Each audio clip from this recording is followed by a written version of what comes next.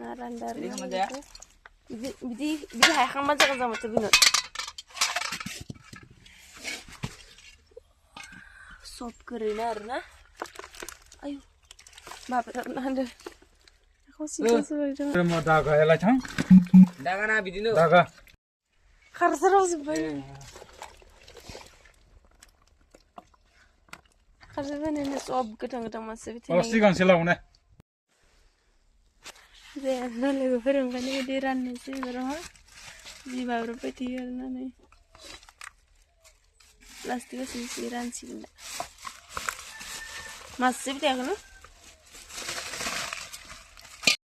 Mitu nene.